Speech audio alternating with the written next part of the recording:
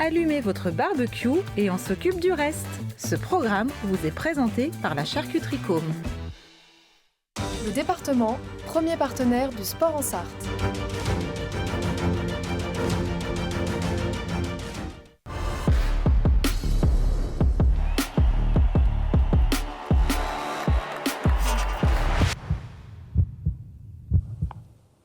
Bonsoir à toutes et à tous, bienvenue dans Tango Show, l'émission entièrement consacrée au MSB. On débriefe une nouvelle rencontre de championnat en compagnie de Romain Quetz. Salut Romain. Bonsoir Antoine.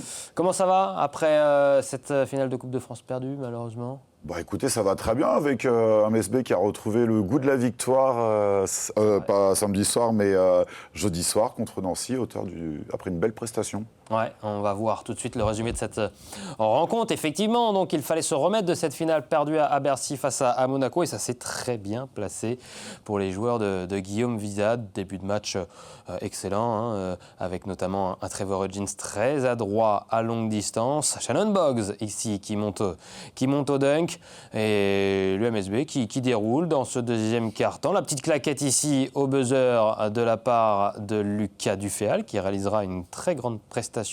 On y reviendra dans quelques instants. Deuxième période, Travante Williams qui récupère un ballon pour Trevor Hudgens. Le MSB qui mène largement et qui prend le large dans le troisième, puis dans le dernier quart-temps. Bastien Grasshoff ici, le speed move magnifique. Et puis ça conclut avec Travante Williams. Voilà, victoire donc nette et sans bavure, 102-74 pour les joueurs de Guillaume Wizad. Donc magnifique victoire. Propre, net et sans bavure, comme vous l'aviez dit. C'est pas forcément le meilleur match du MSB, mais j'ai bien aimé le regain d'énergie, l'intensité déployée tout au long de la rencontre. Au lendemain, on va dire, presque de cette finale de Coupe de France où le MSB a été battu dans un final un petit peu discutable. Les Bonceaux ont su rebondir justement et offrir plutôt une prestation, je trouve, même si elle n'est pas complètement aboutie, remettre les choses en place. C'était le principal et l'important dans cette rencontre, c'était surtout de remettre les têtes à l'endroit et de ne pas un petit peu s'enfoncer avec cette finale perdue, même si avant cette finale, ça se passait bien en championnat avec 2 victoires consécutives, il me semble, mais voilà, une finale, ça peut laisser des traces, une finale perdue encore une fois en plus contre Monaco, et ça n'a pas été le cas, on a vu vraiment une belle prestation, ça c'est bon pour la confiance, bon pour la fin de la saison régulière. L'avantage, c'est que le MSB a donc perdu, s'était incliné samedi, et finalement, le match, il est venu 4-5 jours après, et c'était plutôt pas mal pour se remettre tout de suite dans le bain, et puis finalement, pas vite passer à autre chose. Il reste quand même le championnat des playoffs sur lequel le MSB, on a acquis effectivement grâce à cette victoire à minima les play-in. Il y a peut-être une place on va en reparler tout à l'heure, peut-être 5, voire 4, mais ça me semble peut-être un peu compliqué. Mais voilà, il y a une position carrément dans les playoffs à aller chercher. Pourquoi pas avoir quelques ambitions d'aller titiller les mieux classés pour la phase finale. On va voir ça d'ailleurs, on va faire le point sur le classement dans quelques instants. Avant cela, on va écouter évidemment le coach Manceau, Guillaume Wizad, après cette victoire face à Nancy, 102-74. C'est bien de s'être rendu le match facile en étant très sérieux sur la première mi-temps et d'avoir commencé, on va dire, le troisième quart-temps de la même manière pour un petit peu casser les velléités de retour de Nancy. Et puis après, on a vu un partage des minutes, des responsabilités. Et puis les gars se sont amusés. Alors c'est pas le match le plus abouti peut-être pour des puristes, mais je pense que c'était un match important pour nous ce soir, dans cette énergie collective, dans ce plaisir que les gars ont pris à jouer ensemble. Pas le match le plus abouti pour les puristes. Toi, tu l'as dit, ça veut dire que tu es un puriste, Romain ? Ouais, j'espère. Non, mais voilà, je pense qu'effectivement, sur la qualité offensive, Le Mans peut faire mieux, même si on va apprécier quand même que l'adresse retrouvée, cette constance quand même dans le jeu. Voilà, en tout cas, il fallait, sur ce match-là, il fallait gagner pour remettre les têtes à l'endroit. Et c'est ce que le MSB a su faire. Parmi les belles prestations, puisqu'on a la coutume évidemment d'élire le MVP Manceau, Lucas Duféal. Meilleure évaluation de l'équipe. 14 points, 5 rebonds, 3 passes décisives et 20 d'évaluation. On a tendance à oublier que c'est quand même un joueur qui découvre la Betclic. C'est sa première année. Je trouve qu'il est... on l'a mis en avant quand même en début de saison parce que il était précieux, il était quand même partout. Et ça confirme la prestation de jeudi soir, confirme vraiment l'impact qu'il peut avoir dans cette équipe du MSB. On va voir ses highlights d'ailleurs dans cette rencontre où il a été vraiment très important, que ce soit à la marque avec ses 14 points donc, et puis également défensivement. Il a souvent été nettoyer le cercle, comme on dit ici à l'image. Là, hop, la petite claquette qui va bien. Il a toujours été présent pour suivre les essais, les shoots Manceau, et ça lui a souvent réussi. Ici, ce gros dunk là qui est important. Voilà, prestation XXL du joueur Manceau. C'est l'un des meilleurs contreurs du championnat, si ce n'est le meilleur. Donc c'est pas étonnant de le voir briller dans ce registre. Et puis voilà, il a un talent offensif près du cercle, ça saute, ça a des longs bras. Voilà, c'est un joueur très, très spectaculaire et aussi très impactant pour l'équipe. On va l'écouter, d'ailleurs, Lucas Duféal, après cette rencontre et sa belle prestation, lui qui monte en puissance finalement du début à la fin de la saison. Je me sens bien dans le groupe, dans ma vie en général, je me sens bien. Donc, bon, ça fait plaisir quand même de monter en puissance jusque-là. J'ai l'impression d'être un peu plus agressif quand même, un peu plus aller vers le panier. Avant, je regardais beaucoup, j'essayais de mettre les autres de valoriser les autres. J'essaye toujours de valoriser les autres, mais il y a des moments où il faut savoir alterner, il faut savoir jouer pour les autres, il faut savoir jouer pour soi. Et je pense que de ce point-là, je suis quand même meilleur dans le sens où il y a des situations où je vais plus aller au panier. Je pense que ça me met en confiance aussi. En vrai, c'était plutôt compliqué parce qu'après une finale comme ça, surtout perdue comme ça, on est revenu à l'entraînement, le moral il était un peu bas. Mais on savait que bon, la saison n'est pas finie, il reste encore des trucs à jouer, donc il fallait qu'on se remobilise pour le reste de la saison. Voilà pour les propos intéressants de Lucas Duféal. Donc, est-ce que d'autres joueurs ont attiré ton attention, Romain, dans cette rencontre ? J'ai aimé Trevor Hodgins. Voilà, il a eu le registre sur lequel on le connaît, sur le tir de loin, sur ses fixations près du cercle. Enfin, voilà, c'est un régal, quoi. 21 points.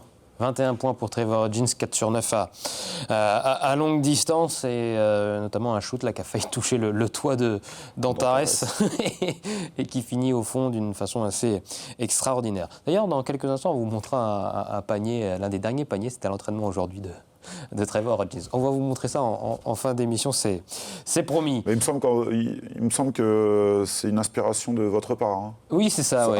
Et il a voulu me copier, effectivement. Voilà. Il m'a vu au gymnase du Champlon exercer. Et c'est une copie. Tout ça, vous faites bien de le préciser, Romain. Bastien Grassoff aussi, parlons-en. Il vient d'être élu meilleur jeune de la phase retour. Et quand on regarde son match, on comprend pourquoi. Bastien, ce qu'il faut apprécier, c'est sa maturité. Pour un jeune de 18 ans, c'est son engagement. Il a peur de rien. On l'a vu lors de la finale contre Monaco. Il n'hésite pas à prendre ses responsabilités. Il ne se laisse pas marcher sur les pieds. C'est plus un espoir. Hein. Enfin, on a tendance à oublier, c'est encore un espoir. Ouais. Mais aujourd'hui, il a carrément acquis ses galons de titulaire. Voilà, c'est de bonne guerre de bon augure pour la suite de la saison et puis pour sa carrière qui me semble prometteuse. 11 points marqués, 2 sur 3 à longue distance, 2 rebonds et 2 passes décisives donc pour Bastien Grasshoff contre Nancy. Un petit mot sur le classement après cette rencontre de championnat. Donc le MSB qui conserve cette 8e place et qui est désormais assuré d'être au moins 8e à la fin de la saison régulière alors qu'il reste 2 rencontres à disputer. Le MSB qui a le même bilan que Cholet et que Strasbourg, le même nombre de victoires également que Bourg-en-Bresse à qui il manque 2 rencontres avec une journée de moins pour Bourg-en-Bresse. Cholet va jouer Nancy et Nanterre, la SIG va jouer Lasvel et Châlons. Le MSB qui a la possibilité, selon toi, Romain, d'aller chercher cette place en play-off, cette 6e place. Et apparemment, d'après ce que tu m'as dit hors antenne, même peut-être mieux qu'une 6e place, tu y crois ? Écoutez, il y a de Lyon jusqu'au Mans, ils sont 5 à pouvoir aller prétendre à aller chercher le meilleur classement possible. Sur ces 5 équipes, pour moi, Le Mans a peut-être le calendrier le plus abordable, même si il va falloir aller à Saint-Quentin. Voilà. Saint-Quentin qui a battu Bourg à l'Equinox chez le récent champion d'Europe, vainqueur de l'Eurocoupe. Voilà, ça va être compliqué contre Saint-Quentin. Limoges, ça va pas non plus être un match facile parce que tout simplement c'est Limoges, une équipe qui n'a plus rien à jouer. Mais pour moi, Le Mans a peut-être le calendrier le plus abordable. Lyon, Villeurbanne va avoir un triptyque d'enfer avec Paris, Bourg, Strasbourg. Cholet ira effectivement en Nanterre. Donc Strasbourg aura aussi un calendrier un peu compliqué avec Lyon et puis Châlons. Donc si Le Mans n'est pas forcément maître de son destin, mais Le Mans a toutes les cartes en main, 2 victoires et on pourrait très bien envisager une place directement en play-in. Affaire à suivre donc, et il reste pour cela 2 rencontres à disputer pour les joueurs de Guillaume Wizat, donc avec le déplacement pour la prochaine rencontre du côté de Saint-Quentin, donc avant-dernier de Betclic Elite, et ensuite dans la fin de la saison régulière, cette dernière réception, ça sera à Antares Arena le 16 mai prochain à 19h face à Limoges. Je vous l'ai promis il y a quelques instants, le shoot incroyable marqué à l'entraînement aujourd'hui par un certain Trevor Hudgens. Regardez ce que ça donne, c'est tout simplement phénoménal. Forcément main gauche. Voilà. C'est facile, C'est facile le basket. Exactement, oui. Pour lui, c'est notre Curry à nous. Voilà, c'est vrai que Stephen Curry fait ce genre de vidéos avant les matchs. Il a peut-être fait quelques essais, Trevor Hudgens, avant. Quoique, avec ce talent. Personne ne nous le dira. Mais avec cette main gauche. Il me semble qu'il s'est inspiré effectivement de vous, Antoine. Je reconnais la patte du maître. La patte gauche, sauf que moi je tire du droit et souvent ça fait pas ficelle.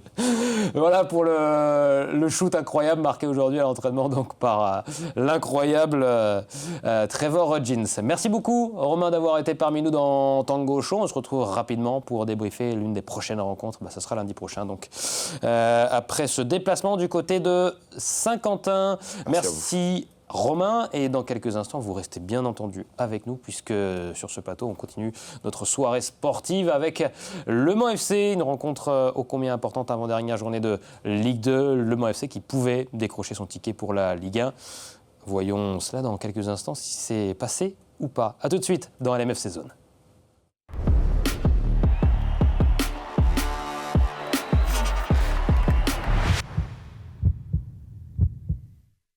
Le département, premier partenaire du sport en Sarthe.